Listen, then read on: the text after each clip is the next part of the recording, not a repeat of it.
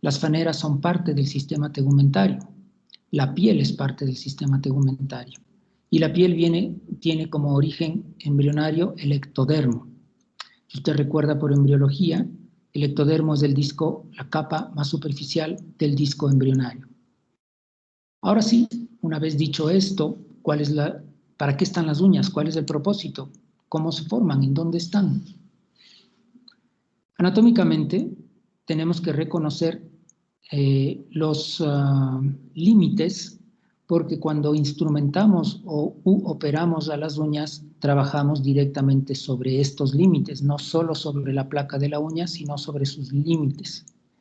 Entonces, en la parte izquierda de esa foto tienen una imagen coronal de la punta de un dedo con su uña y en la parte de abajo de eso un corte sagital. Los cantos de la uña, el lateral y el medial, están circunscritos por un repliegue de piel que se llama paroniquio, perioniquio o pliegue paraunguial. Cualquier término es válido. El margen proximal, el que contiene la cutícula, se llama eponiquio y justamente por debajo de este repliegue cutáneo se encuentra la raíz, que es en donde crece la uña nueva. Hacia el borde libre, el borde distal, está el margen libre de la uña, que está continuado hacia abajo y hacia el lecho unguial por este último repliegue que se llama hiponiquio. Entonces, estos son los 4 límites. Y sobre estos, como digo, trabajamos. Ahora, la uña como tal no es más que una organización, una evolución del último estrato de la epidermis. Recuerde que hemos dicho que son parte de la piel, y la piel tiene histológicamente 3 capas, la epidermis, la dermis y la hipodermis. Y la epidermis, a su vez, puede tener entre 5 y 7 subcapas dependiendo del sitio anatómico. La última, la más superficial, la que está en contacto con los elementos que nos rodean, está conformada por básicamente queratina y por eso se llama estrato córneo. Este último estrato córneo es el que en la punta de los dedos evoluciona y conforma la placa unguial. Y las uñas pueden cambiar de forma dependiendo de la especie. En la especie humana tienen pues esta forma aplanada, son relativamente débiles. Y como funciones, si bien es cierto, en otros tipos de animales cumplen funciones de defensa, en la especie humana ya no tanto, pero sí protegen la punta de los dedos, porque las puntas de los dedos están en contacto con todos los elementos que nos rodean, son nuestras extremidades de primer contacto táctil con lo que quiera que nos rodea. A través de la punta de los dedos percibimos los estímulos táctiles y no solo en el pulpejo, sino también a través de la placa de la uña, así que tienen una función táctil desde ese punto de vista. Y dado que las puntas de los dedos están sobrecargadas en terminales nerviosas, las uñas les confieren cierta protección. En el caso de las manos, también son capaces de dar cierta capacidad de agarre o de prensión, y en el caso de los pies sirven para estabilizar durante la pedestación o la marcha. Todas estas son funciones y son funciones importantes. El problema está en cuanto el médico o el interno en la sala de urgencias recibe un paciente con alguna condición unguial y decide retirar la placa de la uña, lo que es una práctica extremadamente frecuente de todos los días. Se retiran las placas de las uñas a discreción. Y si por último nos pasamos por alto todas estas funciones que yo acabo de mencionar, no tomamos en cuenta otra que aquí está en el último lugar, pero no por eso significa que sea menos importante: lo cosmético, lo estético. A fin de cuentas, nosotros como especie gregaria que dependemos mucho del qué dirán, gracias a nuestra conciencia y a veces esta conciencia no tan prístina, dependemos del qué dirán. Y entonces no queremos estar mal presentados frente a nuestros congéneres, queremos brindar la mejor imagen. Cuando las puntas de los dedos están lesionadas, no hay uñas, las uñas están deformes, las uñas están malogradas, ese dedo, esa uña es motivo de recelo, de vergüenza, de pudor para el paciente. Y si es que este pobre paciente tiene la desventura de llegar a una unidad de emergencias y el médico agarra desalmadamente y le arranca la uña porque sí, la probabilidad de que este paciente regenere su uña en las mismas condiciones que tenía la original son bajas. La uña siempre va a volver a crecer, si acaso crece de nuevo, con cierta deformidad. A veces le digo, ni siquiera vuelve a crecer. Y durante todo el tiempo que transcurre hasta que vuelva a crecer y se reemplace por completo, el paciente estará angustiado de que los demás reparen, le vean, se fijen en esa uña malograda. Entonces, el mensaje de esta charla es preservar la uña del paciente. Preservar lo más que pueda de ella. Y si acaso no puedo preservar por completo, por lo menos conservar la función y el aspecto estético. Lo más que se pueda. Entonces, hoy vamos a revisar estas 3 condiciones que son de manejo instrumental, que son motivo de consulta en emergencias. La paroniquia aguda, la onicocriptosis y el trauma. La paroniquia aguda, no la crónica, también llamada panadizo, que cursa típicamente con absceso parunguial. Si es que tengo una condición infecciosa con absceso, el manejo va a ser drenar el absceso. Así que en ese sentido no se diferencia mucho de lo que ya hemos venido hablando acerca de los abscesos cutáneos o de los abscesos pararrectales. La onicocriptosis es la consecuencia del enterramiento del borde de la uña en el paroniquio. También se la llama uña encarnada. Ónicos, uña, criptos, escondido.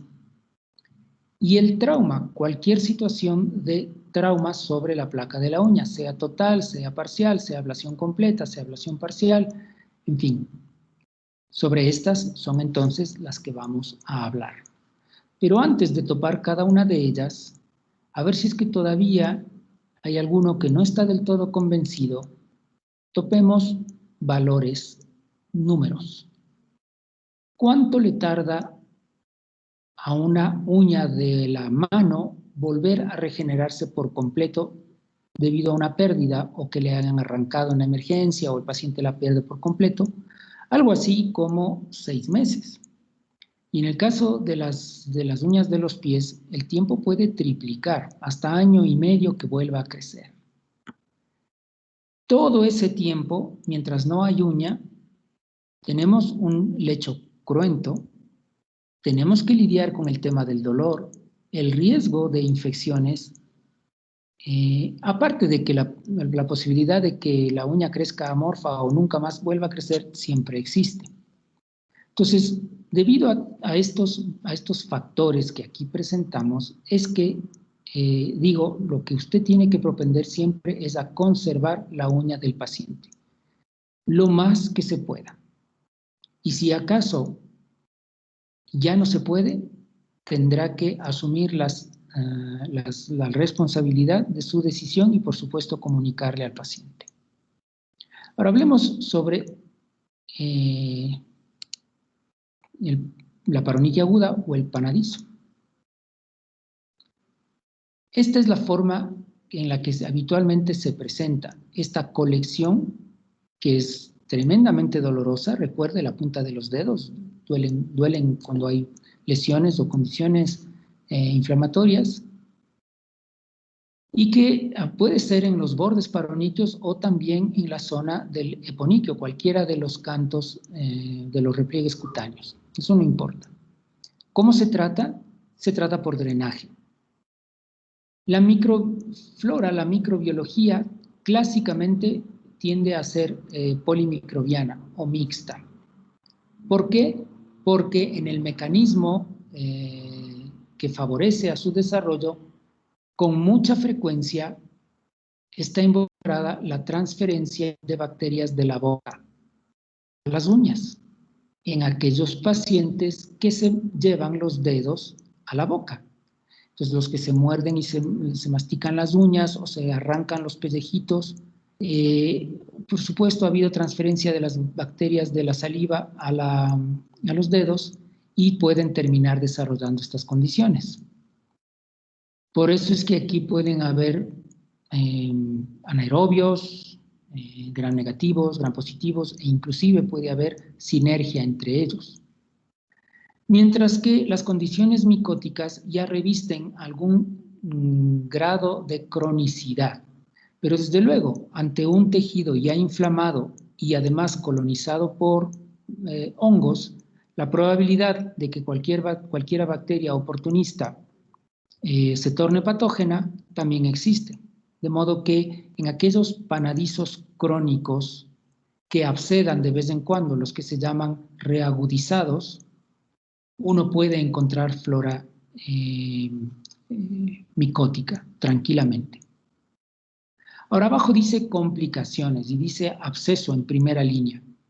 No es que el absceso en sí mismo sea una complicación. A fin de cuentas, el absceso es parte de la evolución natural del problema. El problema o las complicaciones sobrevienen cuando esta condición no es oportunamente tratada, no se hace un drenaje oportuno. Entonces puedo tener después consecuencias. Ya de algunos de estos hemos venido hablando con las infecciones de tejidos blandos. Por ejemplo, la diseminación. Las artritis de las falanges son frecuentes en estos pacientes que tienen estos paroniquios a repetición. Y por consecuencia también las deformaciones articulares o la deformación de la propia uña. Aquí tiene usted otra vista de un panadizo o de un paroniquio. En realidad no es el pliegue parunguial, sino el eponiquio, pero básicamente es lo mismo, es la misma condición. Y mire usted, ahí le pone panadizos, abscesos periunguiales, como hemos venido mencionando. Y acá le incluyo un término, el de uñero, que no lo he pronunciado hasta ahora, por una razón. El término uñero no es técnico, no es científico, es en realidad popular. Tanto es así que se hace uso indistinto para referirse a esta condición o a cualquier otra de la uña. Es más, pueda que usted lea en documentos, en fin, que dicen que el uñero es la uña encarnada, pero también es del panadizo, y entonces uno termina sin entender a qué mismo se refiere. La explicación es esta: el término no es científico, por lo tanto, en realidad no se refiere a nada. Así que le voy a desmotivar en su uso, le voy a disuadir, no lo use. Pero si acaso a alguien se le resbala el término y lo dice, lo pronuncia, lo incluye, automáticamente nosotros aquí, para nuestros fines de técnicas quirúrgicas, si escuchamos o leemos el término, automáticamente lo asociamos como un sinónimo del panadizo y así evitamos confusiones. En realidad, la recomendación sería ni siquiera usarlo porque no es un término técnico, no la usamos. Bueno, ¿cómo se maneja el panadizo? Hay que drenar. No todos los drenajes son incisionales en las puntas de los dedos. Yo le voy a compartir, no está compartido este rato, este video para que ustedes puedan fijarse en cuál es el protocolo de drenaje de un panadizo, pero tomen en cuenta que este es un video didáctico, pretende enseñar. Entonces van a ver que es un absceso sustancial, es voluminoso. no todos los panadizos producen tanta materia como en este caso. Entonces aquí van a ver que hace un drenaje por incisión, por eso está el bisturí, la hoja del bisturí. Lo habitual, lo común, lo frecuente es que no se necesite recurrir a una incisión para el drenaje de un panadizo. Por ejemplo, en este caso de acá, solo basta con separar el paroniquio de la placa de la uña y usted lo puede hacer con sus manos, con sus dedos. Si no, lo que puede hacer es colocar las puntas de un instrumento romo con curva, por ejemplo, unas hemostáticas curvas, para lograr instrumentalmente separar la piel de la placa de la uña. El momento que hace eso, automáticamente se abre un pasaje de liberación y se desfoga el material. Y no espere, como va a ver en el video, que todos los panadizos se drenen gran cantidad de pus. En la mayoría de los casos, 1 o 2 gotitas y es suficiente, asunto acabado. Así que menos va a poder colocar una mecha o hacer una irrigación intracelda o meter instrumentos para romper trabéculas, no lo va a poder, no hay tanto espacio. Y muchas veces eso es suficiente. El uso de antibióticos o la toma de muestras de cultivo siempre y cuando su paciente reúna criterios, que de esos ya hemos venido hablando. Entonces, pueda que en el video, en este video que le digo, usted va a ver que se hace un muestreo, pero usted ya sabe que el muestreo, o sea, la toma de cultivos, solo si el paciente realmente reúne criterios para usar antibiótico. Ahora, ¿cómo hago que al paciente no le duela? Hemos venido discutiendo que los abscesos son sumamente dolorosos, así que usted tiene que darle comodidad al paciente, hay que bloquear. Dado que un drenaje de un panadizo no implica tener que poner sutura después, no ameritaría hacer el bloqueo digital, porque ya dijimos cuando hablábamos sobre anestésicos que el bloqueo digital se indica cuando usted va a hacer reparación con sutura en los dedos, porque para cuando el momento en que se reabsorbe el edema de infiltración, esos puntos pudieran quedar flojos. Sin embargo, si bien aquí usted puede hacer un bloqueo más distal, más limitado, más cutáneo, más de superficie, el bloqueo mejor tolerado por el paciente sigue siendo el bloqueo digital. Entonces, más adelante le voy a indicar cómo es que se hace el bloqueo digital. Ok, ¿cuándo debería volver a ver a este paciente? Revíselo de nueva cuenta en 24 horas para asegurarse que todo está en orden. Hay otra condición que es el trauma de la placa de la uña. ¿Qué debemos hacer si es que el paciente se lesiona por un efecto traumático la placa de la uña? Es probable que usted haya notado, si es que algún día tuvo la desventura de machucarse los dedos en una gaveta o en una puerta, habrá notado que después de que se traumatiza la uña, se le forma este color negro debajo, porque eso es un hematoma, ¿no? Y esa uña, lastimosamente, pues ya no es más viable. Pero ¿qué hace la naturaleza? La naturaleza contiene esa uña para que le sirva como un tutor, como una guía, como un norte a la nueva uña que se va a seguir fabricando poco a poco desde la raíz debajo de la zona del leponiquio. Desde allí la uña nueva empuja a la vieja.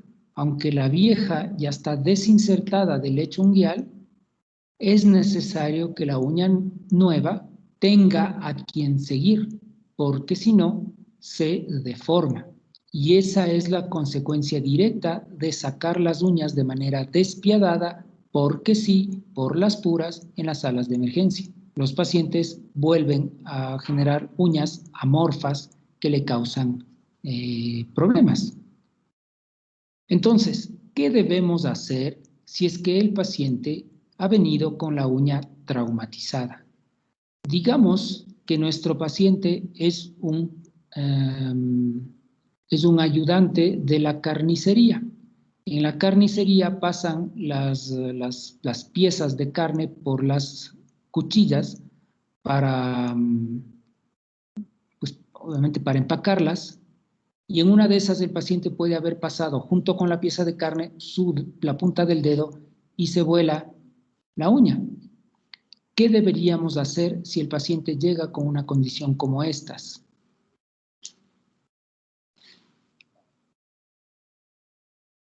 ¿Quién propone una alternativa?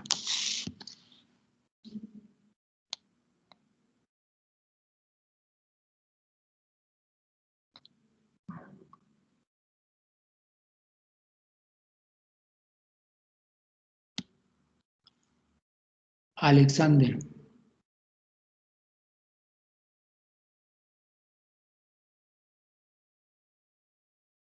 Perdón, Doc, tengo medio mal el internet. ¿Me puede repetir, por favor? ¿Qué haría si es que su paciente viene con la punta del dedo herido por una cuchilla de carnicería y parte de la uña se la voló? ¿Qué habría que hacer? Me imagino que tal vez esa herida tal vez le pudo ocasionar una separación del tejido, entonces me tocaría suturarle y dependiendo del daño de la uña me tocaría retirar. Retiraría la uña. Mateo. Doc, yo lo que haría sería, o sea, igual, pero lo que es con la uña la volvería a poner como que en el sitio y ahí pues, se haría una limpieza y la suturara, pero con la uña. Con la propia uña. Ajá. Mateo, ¿qué tal si es que el paciente viene con la mitad proximal en su dedo y la otra, la mitad distal, porque se cortó la uña de forma transversal, y la mitad distal seccionada de lado a lado? Doc, es que yo igual he visto que, por ejemplo, cuando no hay la uña, lo que les ponen es como que una guía, o sea, ¿cómo se dice? Ya, pero aquí sí tiene la uña. La parte proximal de la uña está ahí en su sitio. La parte distal es la que está amputada.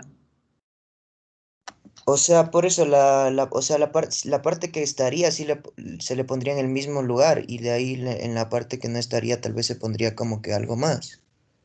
Usted buscaría material protésico. Sí, sí, Doc. Ok. Precisamente es lo que hay que tratar de hacer. En lo posible, tratar de reconstruir la placa de la uña a su estado original. Entonces, como dice Mateo, él ha visto que pues hay estas prótesis, ¿no es cierto? Son unas uñas protésicas de acrílico que están disponibles en los hospitales y que usted las puede volver a colocar. Sí, claro. Ahora, en el caso del paciente que acabo yo de mencionar, tiene la mitad de la uña en su sitio y la otra mitad está cercenada. Hay que ver qué tanto de la uña está involucrada, porque si apenas está 1 o 2 milímetros de la parte proximal, probablemente la mejor opción sea tratar de reconstruirle con una prótesis o con la misma uña del paciente si el paciente viene trayendo, ¿no? Si es más adelante, de pronto lo único que se necesita es fijar con puntos a la uña vieja.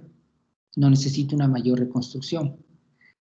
Si el paciente perdió por completo la uña, ya no tiene la uña, se quedó en el lugar de los hechos, el paciente no fue capaz de recuperarla, hay que poner una prótesis completa. ¿Y cómo se hace todo esto? Entonces se fija con sutura.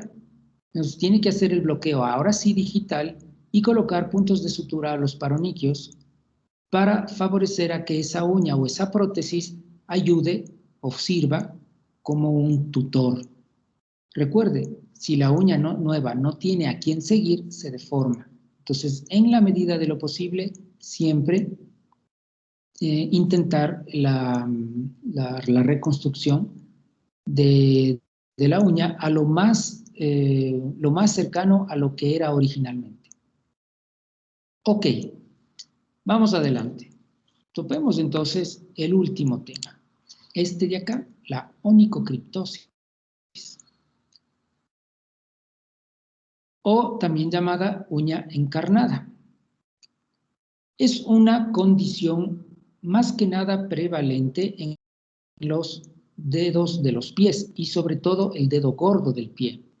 No que no pueda producirse en cualquiera de las otras uñas de las manos, claro que puede producirse, pero es preferible, es más común encontrarla en los pies.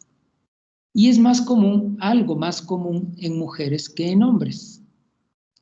La razón, las mujeres tienden a traumatizar las puntas de sus dedos, de sus uñas, con las pedicuras, con los zapatos ajustados, con los zapatos de tacón en donde la punta del pie está soportando todo el peso del cuerpo en un espacio confinado como es la punta del zapato. Pero eso no significa que los hombres no la padezcan. También porque se recortan mal la punta de la uña o por efectos traumáticos. Entonces los deportistas que trabajan, que entrenan pateando, ellos están en mayor probabilidad de hacerlo. Y además añadir el tema higiénico, ¿no? Obviamente cuando hay una higiene, digamos que por lo mínimo cuestionable, los procesos inflamatorios pueden agravarse y estos a su vez contribuir.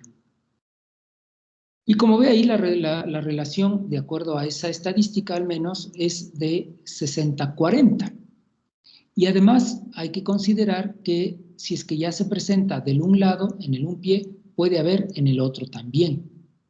Es más, también puede tener usted la onicocriptosis en los dos lados de la misma uña, en el medial y en el lateral.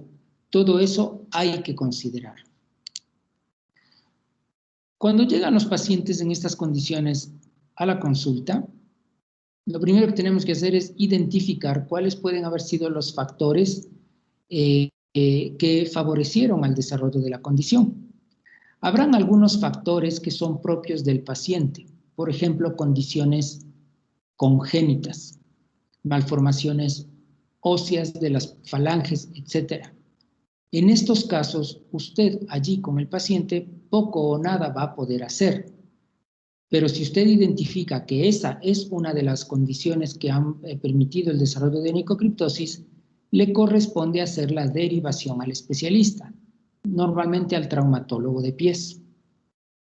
Mientras que sobre los otros factores, que se llaman extrínsecos, que básicamente obedecen a los hábitos, a las conductas del paciente, usted como médico primario, como médico generalista, sí tiene mucha influencia, mucha injerencia. Le toca reeducar al paciente. Si ya identifica que el uso del calzado es el problema, indíquele, instrúyale qué zapato es adecuado. Entonces, zapatos que tengan punta un poco más amplia, que no traumaticen a la punta de los dedos en lo estrecho de la punta del zapato. Si ya identifica que el problema es la manera en la que se recorta las uñas, enséñele cómo tiene que recortar. Idealmente, la uña debe recortarse semi-arqueada, no totalmente arqueada, como hacen, por ejemplo, las cosmetólogas en las pedicuras. Porque si es que se le recorta demasiado redondeada, la uña en su borde libre empieza a entubarse, se forma un cilindro y ese es el origen de la onicocriptosis. En cambio, si la corta relativamente, digamos, recta, apenas un poquito redondeada, la uña sigue guardando su morfología plana. Así que a usted le corresponde educar al paciente. Ahora, ¿cómo vienen los pacientes? Los pacientes pueden venir con mucho dolor y puede resultar que este sea el primer evento. Y el paciente está cojeando, no puede caminar bien, le duele mucho, identifica el problema. Usted revisa y digamos que reconoce que la causa ha sido el recorte de la uña. En ese sentido, si es que no está demasiado cronificado, si es que este es el primer evento, si ya reconoce que el problema es cómo recorta la uña, tal vez bastaría con que usted haga un recorte de la punta de la uña que se está clavando, la espícula unguial que se está clavando, y tal vez con eso el asunto está concluido y ya no tiene más que hacer, está solucionado. Pero en estos pacientes en donde el problema es recurrente, y muchos el problema es recurrente, tiene que estadificar la condición. Entonces, en el estadio 1 solo reconocemos dolor, inflamación y nada más, sea o no recurrente. En el estadio 2, el proceso ha avanzado a un cuadro infeccioso y puede abscedar. Y en el estadio 3 es ya la condición cronificada. El tejido se ve proliferativo, granulomatoso, se observa esa excrescencia que se llama granuloma. Tanto en el estadio 1 como en el estadio 3, usted puede proponerle al paciente cirugía de reparación por onicocriptosis, es decir, establece un tratamiento definitivo. Aunque lo cierto es que esto de definitivo viene siendo relativo. Como es una patología que tiende a recurrir por diversas circunstancias, desgraciadamente estos pacientes suelen volver y volver y volver. Y es necesario que usted converse con el paciente para que le diga que bien podría volverse a repetir la condición. En el segundo estadio, si es que hay un proceso infeccioso, desde luego no puede pretender hacer un procedimiento definitivo, porque ya sabe usted que en infección no se puede operar. Tiene que primero tratar la infección y si hay un absceso tiene que drenarlo. Pero eso no significa que usted le va a condenar al paciente a nunca resolver el problema y le va a decir no podemos hacer el tratamiento definitivo. Lo va a poder hacer, pero después de que supere la infección. Ahora, cualquier cosa que usted haga con el paciente, lo que pretende es conseguir, en definitiva, la curación. Pero ya le he dicho, la curación en estos casos suele ser más bien poco frecuente, es frustrante para el paciente y para el médico. Tenemos dos abordajes ya instrumentales. Uno, el que se llama abulsión y otro que se llama desbridamiento. Y le dice que la abulsión es un procedimiento invasivo mientras el desbridamiento no lo es. El desbridamiento o no invasivo no es más que la reconfiguración del borde de la uña o el recorte de la uña, lo que usted haría con unas tijeritas o con el corta uñas. Mientras que la abulsión ya consiste en retirar una parte o toda la placa de la uña y además hay que asociarla a un procedimiento de matricectomía, es decir, destrucción del lecho unguial. Eso es la matricectomía. Tenemos dos abordajes de abulsión y matricectomía. Uno, el que se conoce como técnica no incisional, en el que no hay cortes con bisturí, y otro, el que es incisional, aquí sí se corta con bisturí. En los dos casos sería conveniente que se bloquee al paciente porque es doloroso. El bloqueo digital. La técnica no incisional, sin embargo, no hace cortes, pero al momento en que se retira la uña queda el lecho unguial cruento y eso es doloroso. Entonces se necesita anestesia para el procedimiento y analgesia para el posterior. Tiene una ventaja frente a la otra. Al no haber cortes, no necesito hacer reconstrucciones y por lo tanto, técnicamente demanda menos destreza.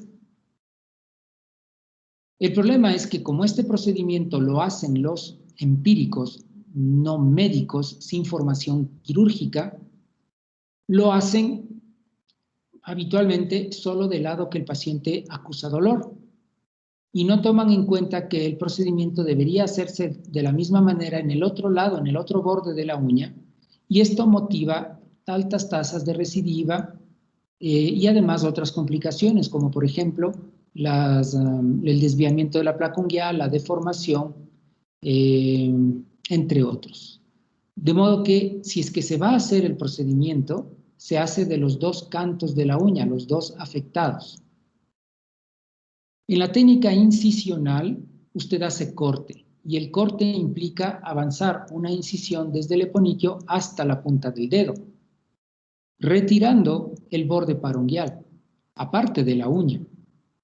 Esto ya demanda un poquito más de destreza, hay que saber hacer, y por eso no lo hacen los podólogos, por llamarles de alguna manera, los empíricos no lo hacen. Entonces, la técnica que usted debería propender a hacer, dado que está estudiando para ser médico, debería ser la segunda. ¿Y por qué? Si demanda mayores destrezas, porque bien hecha tiene menores tasas de recidiva y menores tasas de complicaciones. No que no las tenga, las tiene, pero comparativamente con las no incisionales son menos frecuentes. Dado que usted se ha entrenado, está aprendiendo a manejar instrumental, a hacer bloqueos, a hacer sutura, a utilizar un escalpelo, en fin, debería favorecer esta antes que la no incisional. Y la no incisional dice que cierra por segunda intención. Claro, el hecho de la uña tiene que cicatrizar y eso es tiempo, eso demanda curaciones, hay que manejar el dolor, el riesgo de infecciones, etc. La gran pregunta que viene ahora es con respecto de la matricectomía. Yo le había dicho hace un momento, la matricectomía puede ser total o parcial. Corresponde a la destrucción del lecho de la uña para que allí no vuelva a asentarse nueva uña. Matricectomía parcial significa retirar solo una parte de la uña y por lo tanto destruir solo la parte que queda descubierta de uña en el lecho unguial. Y la matricectomía total significa destruir todo el lecho de la uña, para lo cual usted habría tenido que retirar toda la placa de la uña. Pero aquí estoy yo para repetirle que en lo posible no saque por completo la uña. Las indicaciones para retirar toda la uña son realmente limitadas. Y ahí trata de darle una orientación. La matricectomía parcial, es decir, solo remuevo una parte de la uña, no toda, y destruyo solo esa parte del lecho unguial, no todo, debería reservarse para aquellas onicocriptosis que se presentan por primera vez, para los debuts, para las ocurrencias. Lo que significaría, como ve usted en el otro lado, que las recurrencias deben ser tratadas con matricectomía total. Y ahí yo voy a poner una pequeña observación. Si bien es cierto, el protocolo así es como le recomienda, la verdad en la vida real, digo, es que estas recurrencias con frecuencia se presentan porque los pacientes fueron maltratados por los empíricos. Y cuando han sido maltratados por los empíricos, no se podría considerar que es una recurrencia por falla de la primera propuesta terapéutica, sino porque quien lo hizo mal. Así que le sugiero que a su paciente, aunque ya sea la segunda, la tercera, no sé, las veces que haya venido, si usted no ha sido el responsable de los procedimientos anteriores, póngale al paciente en el primer grupo y trate en lo posible de repetir matricectomía parcial. No saque la uña por completo, ya sabe por qué. Ahora, si es que usted ha hecho el procedimiento y ya se responsabiliza por el paciente y este paciente en el futuro nuevamente recurre con onicocriptosis, como usted ya responde de lo que hizo en la anterior, podría ahí sí ya proponer una matricectomía total, porque si lo hizo a conciencia la primera vez, si lo vuelve a hacer a conciencia la segunda, hay más probabilidades de que vuelva a recurrir. Además, cada vez la uña va siendo más pequeña y ya no va a tener con qué trabajar. Entonces, allí sí, ya ameritaría considerar la matricectomía total. Este es el video con la matricectomía no incisional con la técnica de fenol-alcohol. Ahí dice alcohol-fenol. En realidad, uno pone primero el fenol y después el alcohol. La idea de la fenolización, el ácido fenólico como agente quemante, se neutraliza con un álcali como el alcohol absoluto para limitar la quemadura. Este video le voy a dejar ahí para que usted lo revise, ya le voy a compartir en el aula virtual, para que lo analice y extraiga sus propias conclusiones y además saque preguntas, tenga cuestionamientos. Y el otro video, que es este de acá, es el de la técnica de Winograd o la abulsión parcial más la matricectomía de los dos lados de la uña.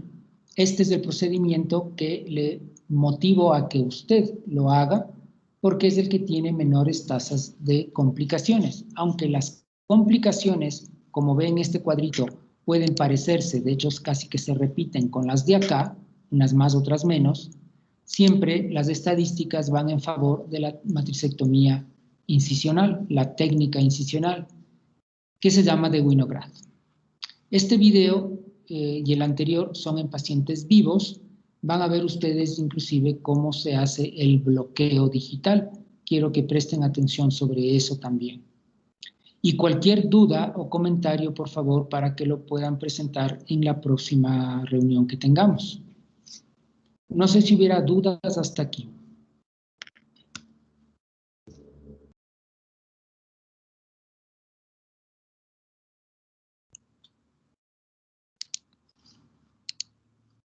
Nicolás.